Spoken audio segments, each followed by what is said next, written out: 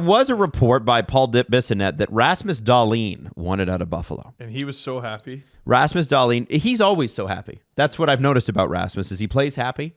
He's no, but he's, I guess Paul said, Biz said, I don't dig for this information. It's given to me by people.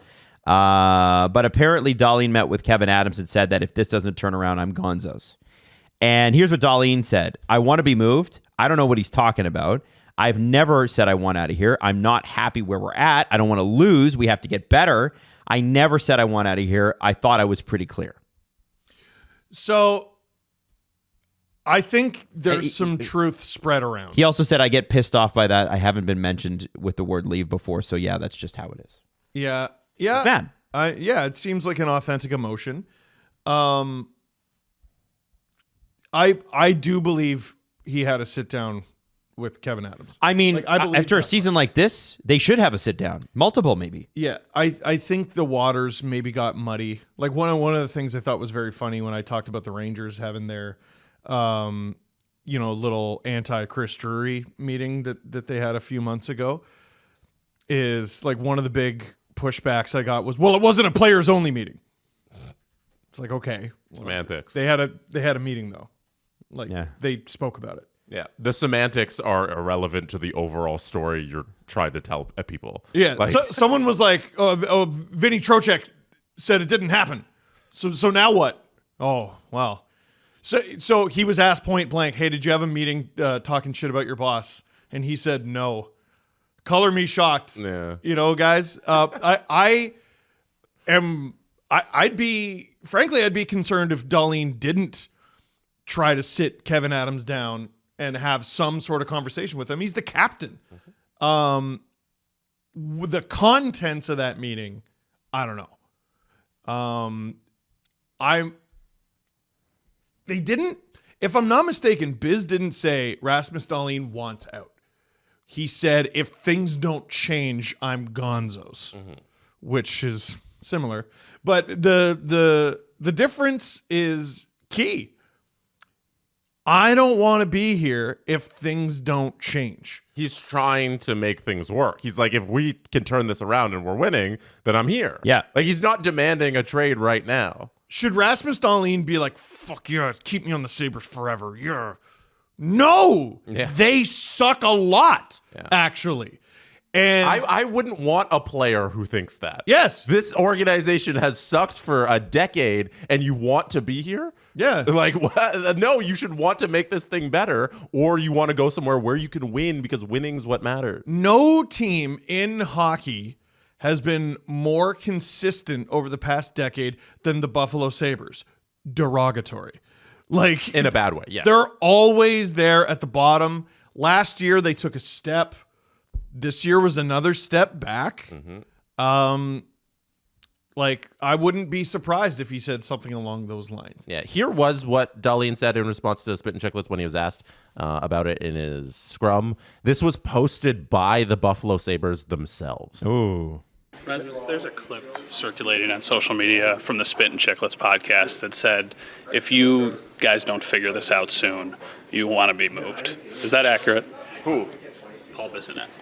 Who wants to be moved? You. I want to be moved? You said you asked it. You told Adams that. That I want to be gone from Buffalo? if it doesn't No, change. that's, I don't know what he's talking about. I've never said I want out of here. I'm not happy where we're at. I don't want to lose. We have to get better. But I've never said I want out of here. I thought that was pretty clear. So you would definitely say that podcast from Bissonnette is false? Yeah, I mean, I don't even, that bugs me actually. I get pissed off by that. I haven't even mentioned the word leave, so yeah, that's just how it is. If guys don't want to be here, then he don't want to be here. You can't really do anything about it, but I don't see that in this room. We have a lot of really, really good competitors who wants to turn this around, and that's what gives me the most hope. Maybe he didn't use the term leave. He used the term not stay. Well, I mean, Also, like, Uproot. they explained what Bissonnette said. Like, Yes. he said that you had a meeting about, hey, if things don't turn around, you're going to want out. And Dahlin denied wanting to leave right now. He did not deny going to Kevyn Adams and saying, we need to get better. And he even admits, like, we need to get better. Yeah. So I think, like, Bissonnette's report is right that he said that Dahlin went to Kevyn Adams and said that we want to get better. Now, because that's all Bissonnette said. Well, and I will say, no one in all of hockey is as good an actor as that. Like he seemed authentically upset. Yes. not a hard place for him to get to, honestly, though. No. Based on the way he plays, he's pretty upset most of the time. He's going to be so good in the playoffs That's one day. that's what I mean. Like he's a monster. And yeah. I would be upset too if I had a meeting with my boss and then now people are just chatting about it on a podcast. Like, I does would want that out. And before Sabres fans turn on this guy, I'm not saying you will, but there's a history. I think. Oh dear. I think Rasmus Dahlin is the person best positioned to get the Sabres winning again. And it's not from his play on the ice. It's from him threatening to go.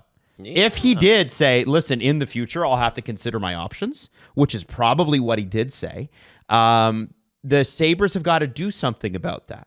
They really do.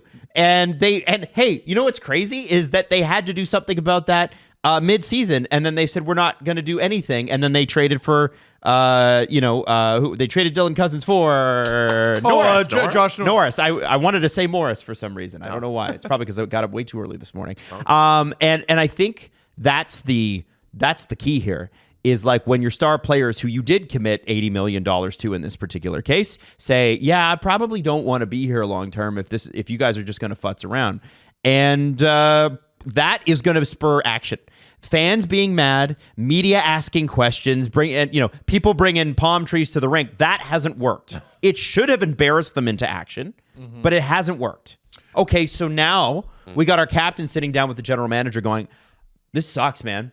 And this is on you. The well is poisoned, and that nothing is going to change until that changes. I pay attention to what people are saying, and someone brought up Jack Eichel talk about, I've never heard Sabres fans this loud. I think it was last year or the year before, or whenever it was. It was his return to Buffalo. And then someone posted a clip of Jeff Skinner scoring an OT winner back when he was with Buffalo, and the roof is going to blow off the place. Yep. Right? Yep. And they're like, well, what about this, Jack? And then Dylan Cousins said something in Ottawa about, I got chills down my spine from the reaction that he got from Ottawa, and he scored a big goal for them. Might have been the game winner recently. And people were like, well, the very valid point I saw was, well, Dylan, the Sabres might have done better if their $7 million second line center didn't completely friggin' disappear. And I'm like, yeah, okay, that's a fair criticism. But things keep going wrong for them. Nothing goes right. And, if something does go right, okay, Tage Thompson goes from the wing to center and it somehow makes him better. And it can't just be one thing. Like every year we're like, oh, well, they did this, they did that. Yeah, but it's not enough. And that's for other NHL teams. For the Sabres, they just can't string together enough good things as an organization to be even remotely competitive. This should be a good thing for Sabres fans, like this whole conversation, because if it ends up lighting a fire under Kevyn Adams' ass to get up and do things, then good. Yeah. Like, you should be happy that you guys are being talked about right now in terms of a superstar leaving if you don't get things done, because maybe that forces the organization to get things done. This is an ownership thing. Their only path forward. I've gotten a bunch of texts. Friggin' Dwayne keeps messaging me about overpaying Marner this summer. Like the Sabres.